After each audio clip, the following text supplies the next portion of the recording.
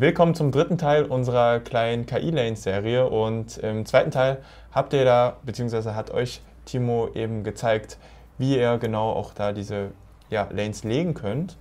Und jetzt schauen wir uns an, wie es weitergeht. Ja, das machen wir. Jetzt steht natürlich erstmal ein kleines bisschen Fleißarbeit hier an.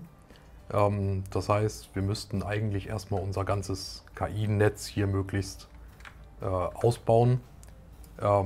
Das ist ein bisschen repetitiv. So, da haben wir auch gleich was Schönes. Jetzt habe ich mir von dieser Lane eine Kopie gemacht, um halt quasi die Gegenrichtung schon mal wieder anzufangen. Und wie wir sehen, anhand der Pfeile, die auf den KI-Lanes sind, wäre das hier jetzt ein bisschen unvorteilhaft. Ja. Deswegen können wir die Taste L drücken und dann geht es in die andere Richtung. Perfekt. So, dann können wir hier schon mal wieder anfangen. Diese KI-Lane wollen wir dann quasi splitten auf den Linksabbieger und den Geradeaus- und Rechtsabbieger. Und dafür fangen wir ein Stückchen weiter vorne an. Mit der Alt-Taste und Klicken kann man einen neuen Punkt einfügen. Fangen wir ein bisschen weiter vorne an und splitten den Spline dann einmal auf. Na, komm her. Jetzt. Holen uns hier eine Kopie. Entweder wieder mit Steuerung und D oder mit gedrückter Alt-Taste und dann halt rausschieben. Fügen uns hier nochmal einen Spline-Punkt ein. Die springen manchmal ein kleines bisschen. Das ist aber alles nicht ganz so wild. Und mit der C-Taste verbinden wir das hier wieder. Und ich schiebe das hier aber mal ein kleines bisschen vor. Und ziehe hier mit der gedrückten Alt-Taste nochmal wieder raus, um dann hier wieder vernünftig zu verbinden. Und jetzt sehen wir, das könnte ein bisschen knapp werden hier am parkenden Auto. Deswegen schieben wir uns die beiden einfach nochmal ein Stück vor. So. Ja, wie weit genau man das dann auch letztendlich vorschiebt, das kommt ja dann wahrscheinlich auch mit der Erfahrung. Ich meine, du hast es jetzt schon, hast ja jetzt ein Auge dafür. Genau. Aber wenn ihr Leute das jetzt auch einfach zum ersten Mal macht, dann probiert einfach und dann bekommt ihr da auch auf jeden Fall ein Gefühl dafür. Genau.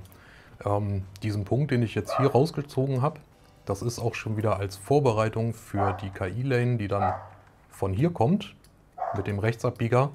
Der würde dann quasi ungefähr hier aufhören und wieder auf diese KI-Lane dann drauf gehen.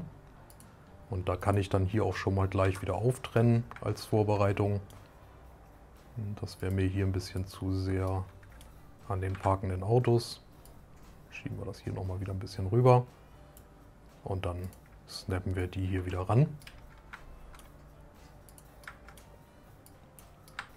Und so können wir quasi dann erstmal in den gebauten Bereich hier die KI-Lanes reinschmeißen. Das Ganze können wir uns hier nochmal wieder kopieren. Und wieder mit der Taste L. Ja, vielleicht auch mal ein bisschen mittig. So.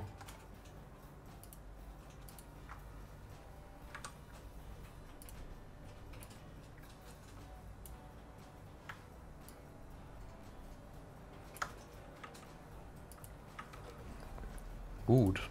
Und jetzt haben wir hier so das nächste Problem. Das wäre dann ein Linksabbieger.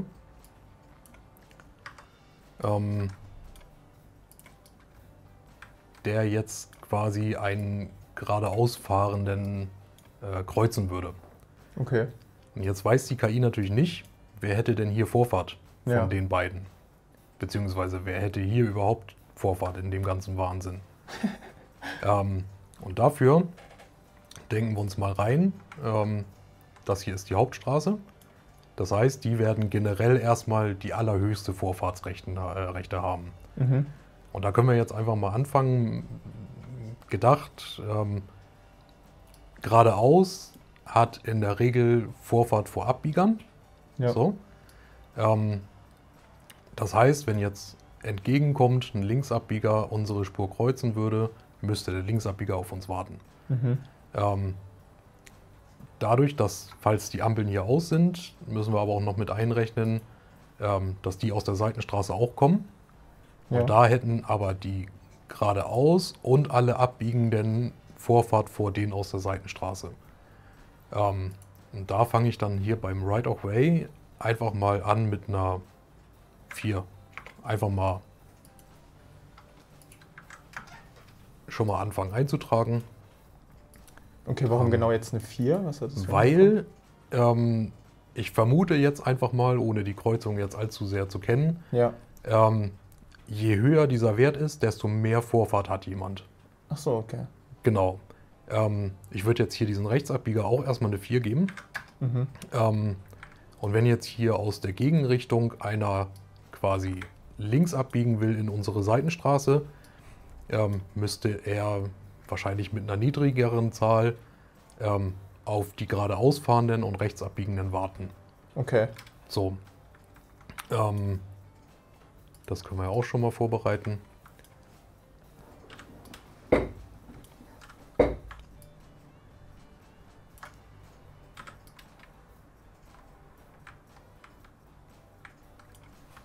Dann können wir die erstmal geradeaus schicken hier.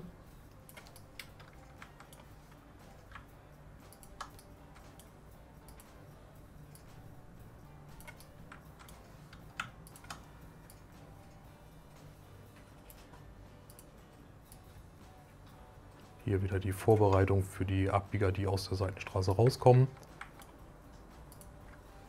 Dann trennen wir hier wieder auf.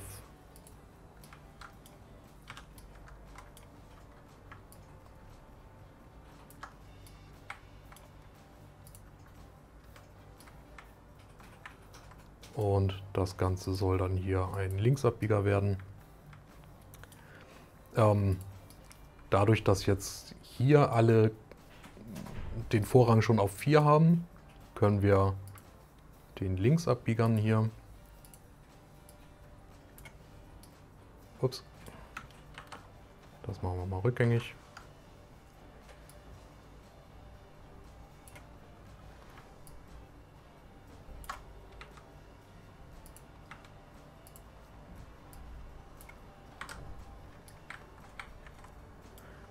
können wir den Linksabbiegern hier zum Beispiel eine 3 geben. Macht Sinn, okay, verstehe. Ne?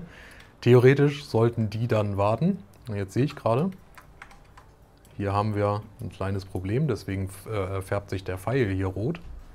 Und das Okay. möchte uns irgendwas sagen. Und in der Regel ist das, dass hier irgendwer nicht mehr weiterfahren darf.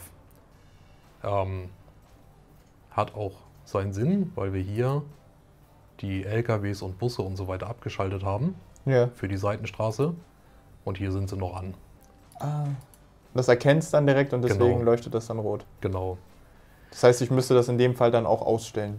Auf der Zumindest müsste man mal gucken, was ist denn überhaupt, warum beschwert sich der Okay. Spline. Okay.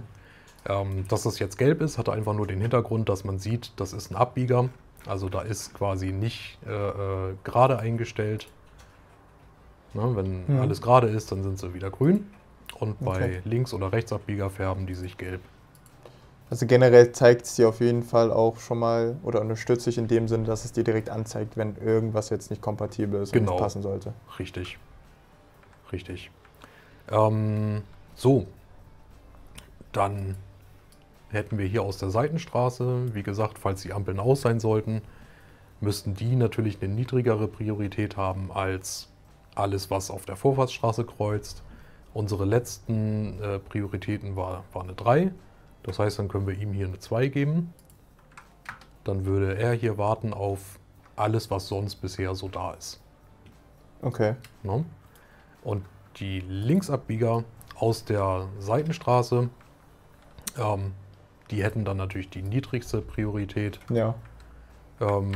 weshalb wir denen dann hier einfach die 1 geben. Müssen wir aber nicht, also wir können es auch auf 0 lassen, weil es halt einfach die niedrigste dann wäre. Ja. Ne? So, dann machen wir hier mal ein bisschen voreinander abbiegen.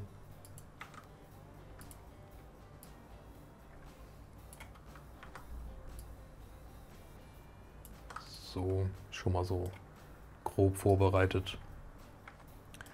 Ja, dann noch Linksabbieger einstellen.